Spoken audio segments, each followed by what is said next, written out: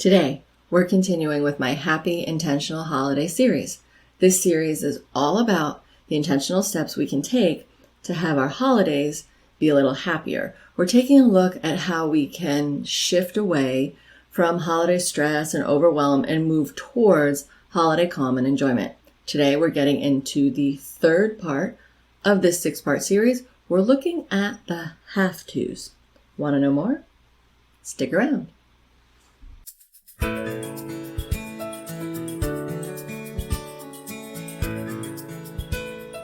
So hey there, and welcome back. I'm Alicia from Alicia Cohen Designs, where I teach intentional productivity and planning tips and strategies for increasing peace and calm in our lives while also being able to focus on what matters most.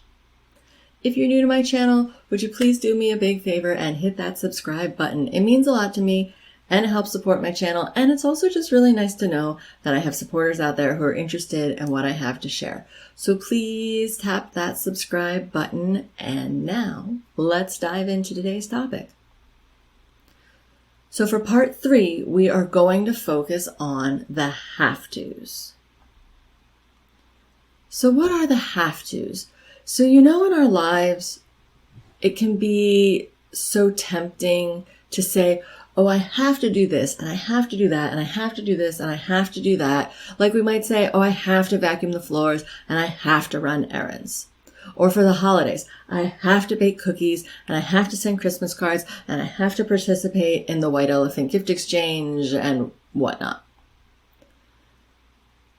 But the real problem with this have-to issue is that the have-tos don't typically leave us feeling empowered. I mean, think about how you feel when you say, oh, I have to, or I need to, or I should, or I must, right? Think about that for a second. How do those phrases leave you feeling? For me, they leave me feeling stuck, not free, and really a lack of power over whatever it is I have to do. It's just generally an unpleasant kind of dread feeling for me. However, there is an alternative, and that is reframing have to choose to. So then what happens when we say, I choose to bake the cookies? I choose to do that Christmas craft with the kids. I choose to send out Christmas cards. I choose to participate in the white elephant gift exchange, and so on and so on. Well, when we choose to and approach it from that mindset, there's a lot more power there. There's a lot more freedom in that simple word swap.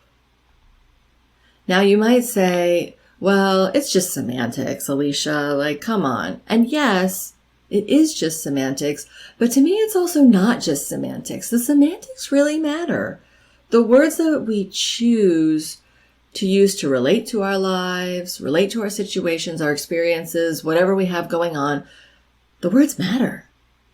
The way that we talk to ourselves and talk to others about our lives matters. Now, a quick note before we continue.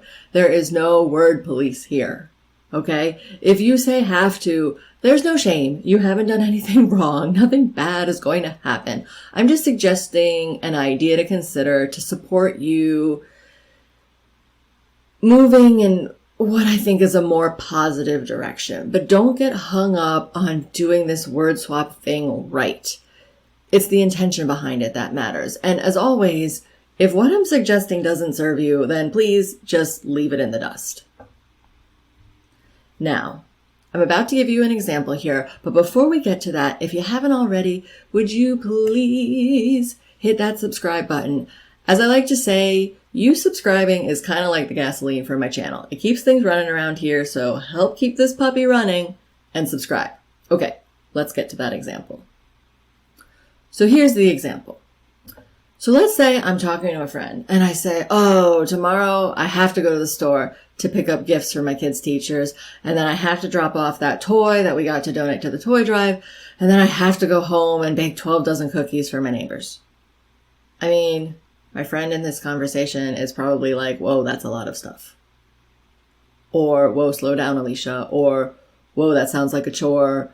Or, whoa, that sounds like a lot. Or something, right? Like, yeah. So consider the alternative of choosing to do these things. So it might sound like this. Tomorrow, I'm going to the store to pick up gifts for my kids' teachers. And then I'm going to drop off the toy that we got for the toy drive. And then after that, I'm going to go home and bake 12 dozen cookies for my neighbors. Just that little switch. I took out the have to. It was just a little switch. Do you hear the difference? Did you hear the difference? It's a little switch, but it makes a big difference just by eliminating the have to part. In the first version, there's obligation, there's like a heaviness to it. I think in the second version, it's just reporting. You're just reporting the news, reporting the facts. Because in the second version, there isn't, I guess I'm going to call it like a victim mentality. When we have to, it's kind of like our tasks run us instead of the other way around, right? That's like the victim, like, oh, my tasks, they're in control, right? Our tasks don't run us. We run our tasks. Our to-do list doesn't control us. We control our to-do list. Now, I know it might feel like it's backwards. It might feel like that the to-do list controls us, but it doesn't. Take back the power. You control your to-do list, right? I control my to-do list, not the other way around. I run my life. My life doesn't run me. You run your life. Your life doesn't run you. So what I propose here is to really take a good look at this mindset shift. Cut out the have to, the should, the need to, and empower yourself. Take back your power over the tasks, the to-do lists, the whatever it is. Take back your power by cutting out the have to, and either talk about what you choose to do or talk about just what you're going to do. If you're just reporting the facts, they're just the facts. I'm going to bake 12 dozen cookies. There's no giving away your power there. There's no heaviness. There's no obligation. It's just what you're going to do. I'm going to brush my teeth. I'm going to put on my shoes, right? Like, I have to brush my teeth? Well, okay, because otherwise your dentist is going to come get you, right? No, like no one's going to come get you if you don't bake your 12 dozen cookies. But this is where it gets hard.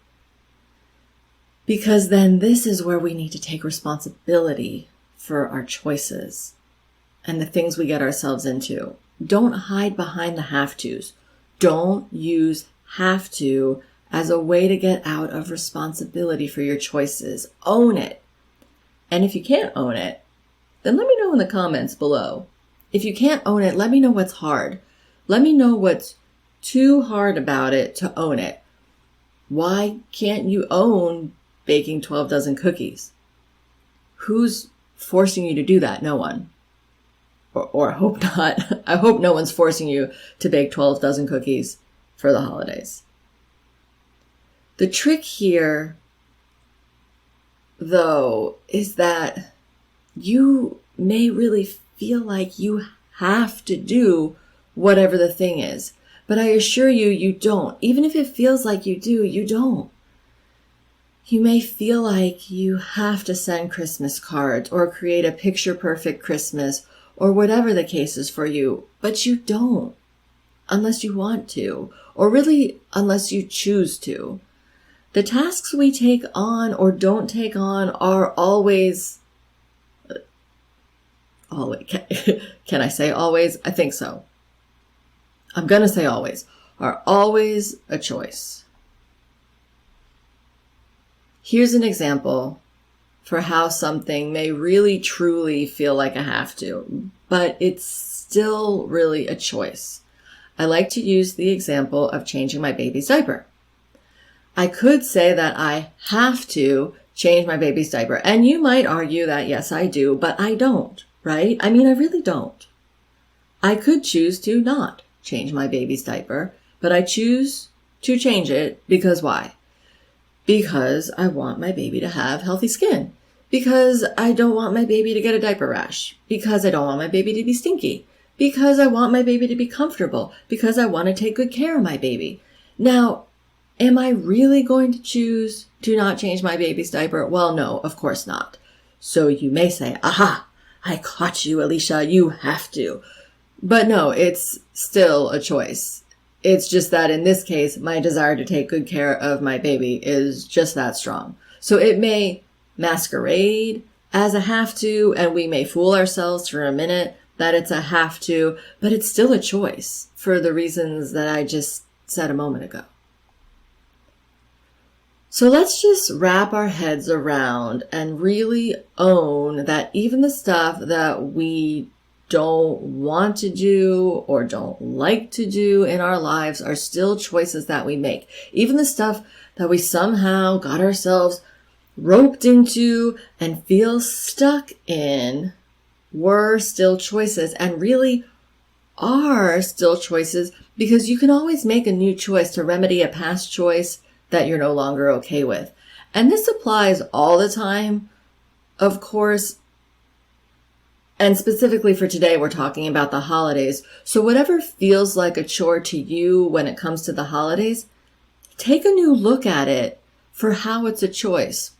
Cleaning the house before your holiday get-together. You don't like cleaning? Feel like you have to do it?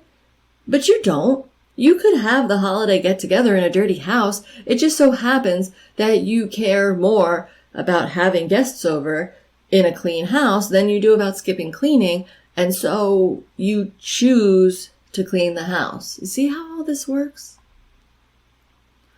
So let's resolve to make the word swap. Let's do this. Let's get rid of the have to, use the choose to, or just the flat out fact reporting. And if you don't believe me, just give it a try. Give it a try. Catch yourself doing it. Catch yourself in the have tos. See how you feel in that moment. Or think back over your day. What did you have to do? Did you really have to do it? Can you take ownership that you chose to do it? Can you take that responsibility that your life is a series of choices, and choices that you make? Even the ones that don't seem like choices, they still are choices. So the bottom line here is that all this is here is a mindset shift that informs how we relate to what goes on in our lives. Simple? Yes. Easy to do? Not necessarily. So if this concept is on the newer side for you, go easy on yourself. This is a practice. You're building a muscle here. And if this concept is familiar to you, I hope that this video has been a good reminder or refresh, and maybe that I even helped you think of something that you hadn't considered before.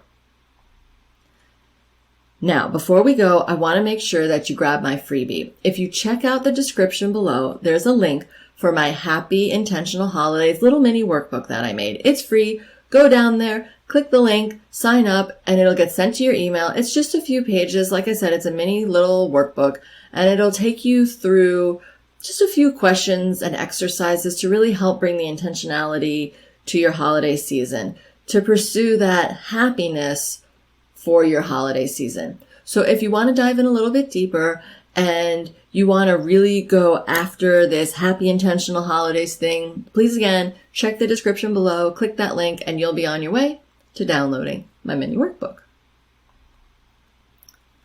As always, thanks so much for spending this time with me. Be on the lookout for part 4 of this series coming at you soon. And my parting encouragement, as always, remember that when it comes to figuring out planning and productivity that creates the life that you want to have, that being intentional plus not giving up means that you're going to get there. Catch you next time. Take good care.